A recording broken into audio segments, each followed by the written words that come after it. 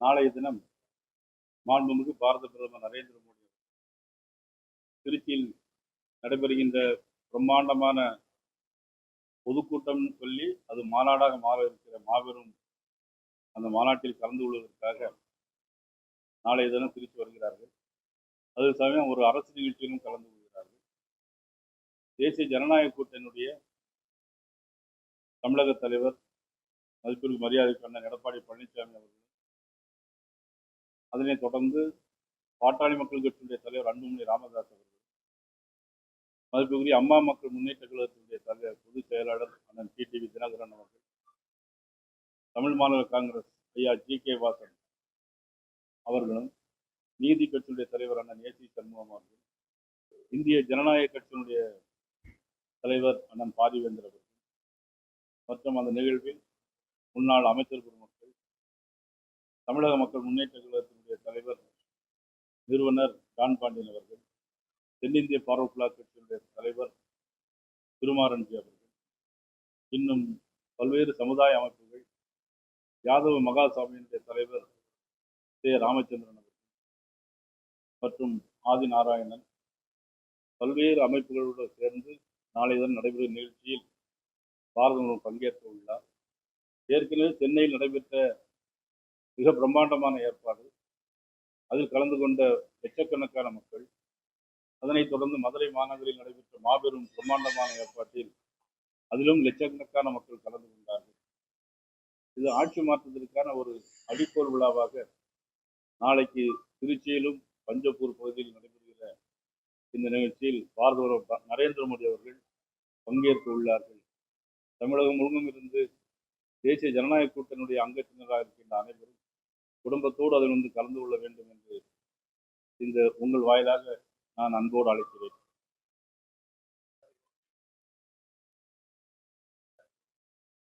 இல்ல, கிட்டத்தட்ட நாங்க ஒரு 7 லட்சம் பேர் எதிர்பார்க்கிறோம்.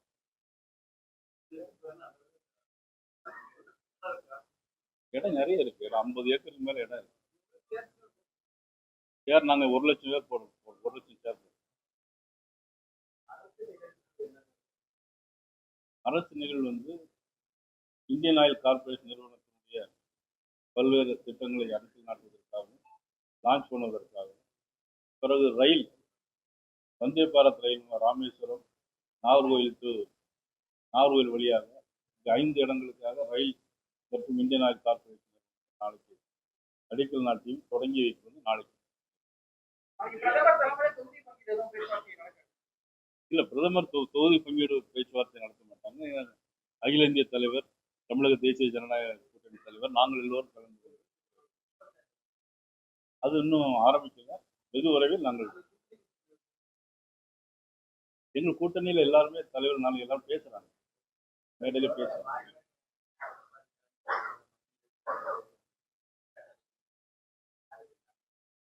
தமிழக தலைவர் அண்ணன் எடப்பாடி பழனிசாமி. எப்படிங்க? இல்ல, அப்படி சொல்ல முடியும். டெல்லிக்கு எதுக்காக போறாரு நீங்க எப்படி சொல்ல முடியும்? பல விஷயங்களுக்காக போயிருக்கலாம் இல்லையா?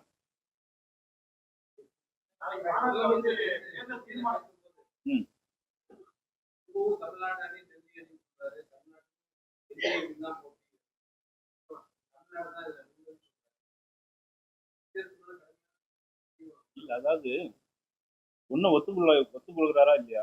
இந்தியாவுக்கும் எங்களுக்கு தான் போட்டின்னு சொல்றாரு. அது ஒத்துக்கிறாரா இல்லையா? யார் வெற்றி பெற போறாருங்கிறத தீர்மானம் பண்ண வேண்டியது யாரு?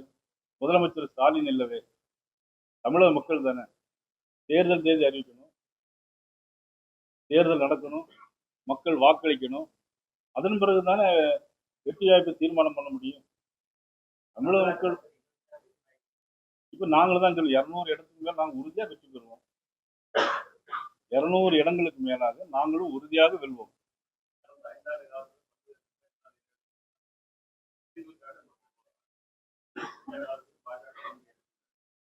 அதான் அதுக்கு முன்பு கடந்த காலத்துல புரட்சியத்துல அம்மா முதலமைச்சராக இருக்கும் வந்த திட்டங்களெல்லாம் அவங்க நிறுத்திட்டாங்களே. இவங்க திட்டங்கள் என்ன திட்டங்கள் போட்டாங்க? 1000 ரூபாய் கொடுப்போம்னு சொன்ன ஆட்சி பொறுப்பு வந்த உடனே 1000 ரூபாய் கொடுப்போம்னு சொன்னாங்க. 28 மாசம் கொடுக்கல. அது திட்டமா அது? அதன் பிறகு 1000 ரூபாய் கொடுத்தாங்க. எதற்காக கொடுத்தாங்க? பாராளுமன்ற தேர்தல் வந்தது, அதற்காக கொடுத்தாங்க. சரி, போன வருஷம் பொங்கலுக்கு ரூபா கொடுக்கல, இந்த வருஷம் மட்டும் தான் பொங்கலுக்கு ரூபா கொடுத்தாங்க. ஏன்? பொது தேர்தல் வருது, சட்டமன்ற பொது தேர்தல் வருது. இதெல்லாம் திட்டமா இது? வாக்கு வங்கி அரசியல் நடத்தக்கூடிய திராவிட முன்னேற்ற கழக அரசு அதை செய்தோம் இதை செய்தோம் சொல்றாரு. உங்கள் தொகுதியில் முதலமைச்சர் எந்த தொகுதியில் எந்த திட்டங்களை பண்ணிருக்காங்க? நான் முதல்வன் திட்டம் பேர்ல தான் இருக்க தவிர செயல்பாடுகள் என்ன இருக்குன்னு எதுவும் சொல்லியிருக்காரா முதலமைச்சர்? நேற்று திருச்சியில் நடந்த பொதுக்கூட்டத்தில் எதையாவது நான் முதல்வன் திட்டத்தில் நாங்கள் இந்த திட்டத்தை ஏற்பாடு செய்திருக்கிறோம், இத்தனை லட்சம் பேருக்கு வீடு கட்டி கொடுத்திருக்கிறோம் சொல்ல முடியுமா? முடியாது. வீடு கட்டி கொடுப்பது மத்திய அரசும் மாநில அரசும் பங்கு. அதில் மத்திய அரசு 60%, மாநில அரசு 40%. இவர்களாக சொந்தமாக எந்த திட்டத்தையும் போட்டிருக்காங்களா? இல்லை. ரேஷன் கடையில் எல்லா பொருட்களும் கொடுக்குறோம். மத்திய அரசு மாநில அரசு கொடுக்கறது இனாமா கொடுக்குறது, மக்களுக்காக. இனாம்னா மக்களுக்காக கொடுக்கப்படுது, அது மத்திய அரசு கொடுக்குது. விவசாயிகளுக்கு ஆண்டு ஒன்றுக்கு 6,000 ரூபாய் வீதம் 47 லட்சம் பேருக்கு மத்திய அரசு ஒரே பட்டன்ல பிரைம் மினிஸ்டர் அமைப்பு கொடுத்தாங்க. ஆனா இப்போ கண்கருத்து பார்த்தா 26 லட்சம் பேர் தான் இருக்காங்க. ஏன் அதை குறைச்சாங்க அப்படின்னா, மத்திய அரசு போனா மக்களுக்கு நேரடியா போகுது, அது போனா இவங்கெல்லாம் மத்திய அரசுக்கு ஆதரவா இருப்பாங்க அப்படிங்கிற ஒரு எண்ணத்துல அவங்க குறைச்சாங்க. இன்னைக்கு மத்திய அரசு முத்ரா வங்கி கொடுக்குது. முத்ரா வங்கி மூலமா இன்னைக்கு எத்தனை கோடி கொடுத்துருக்காங்க? இன்னைக்கு 3.2 லட்சம் கோடி கடன் உதவி கொடுத்துருக்கு தமிழ்நாட்டு மக்களுக்கு. அதுல பெண்கள் அதிகம் பேர். இதெல்லாம் மத்திய அரசு தான் கொடுக்குது. உஜ்வாலா திட்டத்தில் 414 கோடி ரூபாய், 414 கோடி ரூபாய் உஜ்வாலா திட்டத்தில். பிரதமரே நகர்ப்புற வீட்டு வசதி திட்டத்தின் கீழ் 15,804 கோடி மதிப்பீடுல கொடுத்துருக்காங்க. மொத்தம் 6 லட்சம் வீடு கட்டணும்னு கொடுத்தாங்க. 3 லட்சம் வீடு இன்னும் முதலமைச்சர் கட்டி கொடுக்கல. ஏன்? மக்களுக்கா நான் முதல்வன், உங்கள் தொழில் முதல்வர் பேசிக்கிட்டே போனா போதுமா? மக்களுக்கு நேரடியாக காரியங்களை செய்யாண்டோமா? 1000 தடுப்பணைகள் கட்டுவோம். சட்டமன்றத்தில் சொன்னாங்க, ஆட்சி வந்தோம் 1000 தடுப்பணைகள் கட்டுவோம். எங்க காவிரி ஆத்துல எங்கேயும் கட்டிருக்காங்களா? வைகை ஆத்துல கட்டியிருக்காங்களா? எங்கேயும் கட்டல, பேச்சிலே இருக்கு. அவ்வளவுதான்.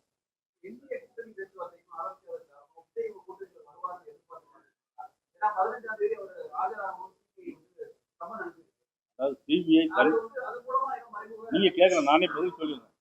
சிபிஐ, இடி இதெல்லாம் தனி டிபார்ட்மெண்ட். எப்படி தேர்தல் ஆணையம் தேதி அறிவிக்கிறதோ அது மாதிரி இதெல்லாம் தனி இண்டிபெண்டன்ட் பாடி.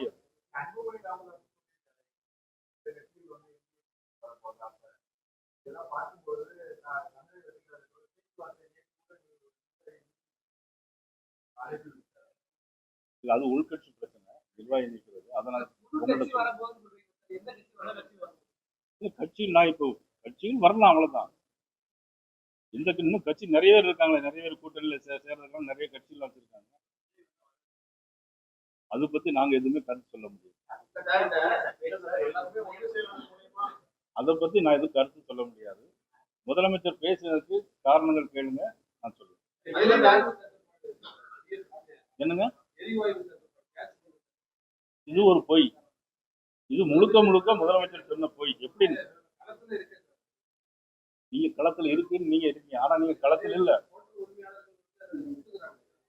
நான் சொல்றேன் கேளுங்க. அதாவது கேஸ் சிலிண்டர் எப்படின்னா, ஒரு ஆளுக்கு ஒரு சிலிண்டர் கொடுக்கும்போது 20 நாள் கழிச்சு தான் புக் பண்ண முடியும். ஒரு சிலிண்டர் கொடுக்கும்போது 30 நாள் 40 நாள் வரைக்கும் போகும் வீட்டுல. 20 நாள் கழிச்சு தான் புக் பண்ண முடியும் சர்வர். இப்ப நீங்க இன்னைக்கு ஒரு சிலிண்டர் வந்துட்டு உடனே புக் பண்ணா உங்களுக்கு கிடைக்காது. சர்வர் சிஸ்டமே அப்படிதான். ஏன்னா நான் கேஸ் டீலர், அதனால நான் சொல்றேன். கட்டுப்பாடுல எங்கேயுமே கிடையாது. சிலிண்டர் இப்ப நீ உங்களுக்கு 20 நாளைக்கு உள்ள சிலிண்டர் வேணுமா, நான் தரேன் உங்களுக்கு. இல்ல நீ எங்க புக் பண்றீங்களோ நான் தரேன். எங்க உங்களுக்கு எங்க வேணுமோ நான் தர சொல்றேன்.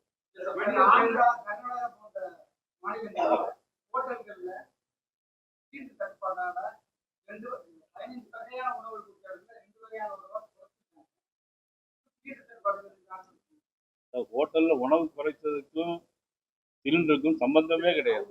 இதை நீங்க இப்படி இல்ல நீங்க இப்படி எல்லாம் கேள்வி கேட்டீங்கன்னா உங்க கேள்வியில அர்த்தம் இருக்கா, என்னுடைய கேள்வியில அர்த்தம் இருக்கா? இல்ல இல்ல, ஒரே நிமிஷம். ஹோட்டல்ல அவங்க ரேட்டு எவ்வளவு போட்டிருக்காங்க, எவ்வளவு எத்தனை ஐட்டங்களுக்கு ரேட் எவ்வளவு, குறைச்சதுக்கு ரேட் எவ்வளவு, நீ அதை பார்க்கணும் இல்லையா? அது அன்னைக்கு அங்கே மாதிரி எதிர்கட்சிக்காரங்க எழுதி போட்டிருப்பாங்களா இருக்கும்.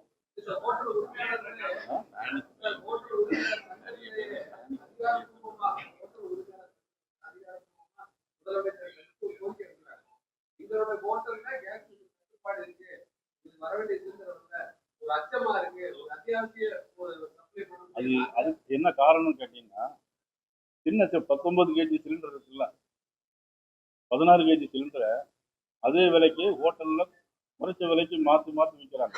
ஒரு சிலிண்டர் திருட்டுக்காக சில சிஸ்டங்கள் வச்சிருப்பாங்க, கட்டுப்பாடு கிடையாது. உங்களுக்கு வேணா நீ எந்த ஏரியாவில் இருக்கீங்களோ, நீ உங்க ஏரியா சொல்லுங்க, நான் அந்த டீலர் அது எங்க சென்னையில் எந்த ஏரியான்னு கேளுங்க, ஐஓசியா பிபிசியா எதுன்னு சொல்லுங்க, நான் உங்களுக்கு 20 டேஸ்ல உங்களுக்கு தர சொல்றேன். அதாவது இன்னைக்கு உலகம் போர் நடக்குது.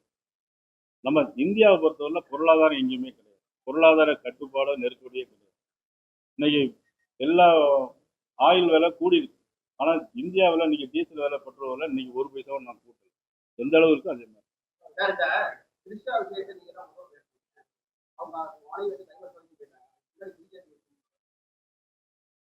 சார், பெண்களை பத்தி பேசக்கூடாது, நம்ம ஏற்கனவே அன்னைக்கு பேசிட்டோம், அதோட முடிச்சு.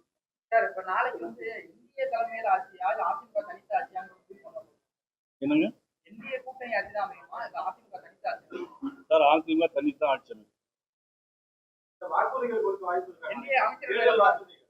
நிச்சயமா நாங்கள் எங்களுக்கு இப்பதான் பண்ணிட்டு இருக்கிறோம். நிச்சயமா பிஜேபி சார்பாகவும் தேர்தல் வாக்குறுதிகளை தனியாகவும் கொடுப்போம், என்டியோட சேர்ந்தும் கொடுப்போம். நான் இப்பதான் பதில் சொல்லி முடிச்சேன். இல்ல இல்ல, இப்பதான் பதில் சொல்லிட்டேன்.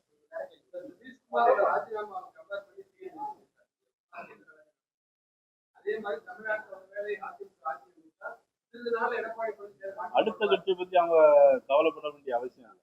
அவங்க ஆட்சிக்கு வருவாங்களா, தைரியமா சொல்லுங்க. 503 தேர்தல் அறிக்கை சொல்லி இருக்கிறோம், நாங்க இத்தனை நிறைவேற்றி இருக்கோம், சொல்லுங்க. நீங்க ரிப்போர்ட் சொல்லுங்க. நான் இப்ப கேட்டா நான் உங்களுக்கு பதில் தரேன். நான் இப்ப 5 நிமிஷத்துல உங்களுக்கு எல்லாம் என்னென்ன நிறைவேற்றுனா, சொல்லாது எது, சொன்னது எது. சொன்னதை 28 மாசம் கொடுக்கல, சொன்னது 28 மாசம் கொடுக்குங்க. அந்த 28 யாராவது நீங்க ஒரு பிரஸ்ல யாராவது ஒருத்தர் பிரஸ்ல யாராவது ஒருத்தர் சார் நீங்க ஏன் 28 மாசம் கொடுக்கலன்னு யாராவது பிரஸ்ல நீங்க கேள்வி கேட்டிருக்கீங்களா முதலமைச்சரை? ஒருத்தர் கூட கேட்கல. நான் வெறும் 5 வருஷமா பார்த்துருக்கேன். இல்ல நீங்க இப்ப நீங்க என்கிட்ட கேட்கிற மாதிரி நீங்க அவங்கள்ட்ட கேட்கலாமே. அசம்பிளிலே சொல்லியாச்சு. கேளுங்க.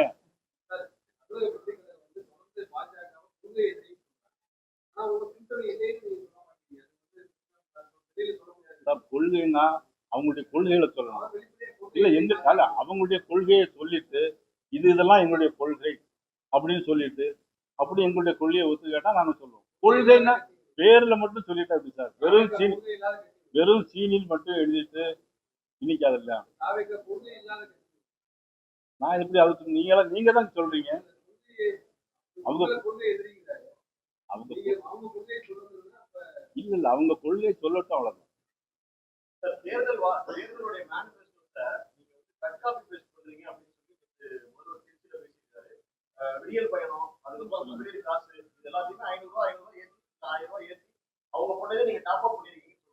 அவருக்கு பண்றது யாருமே டாப் அப் பண்ணல.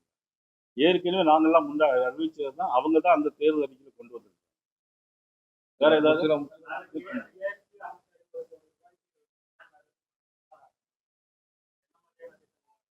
யார் அறிவிக்க போறாங்க? அது நாளைக்கு பாருங்க.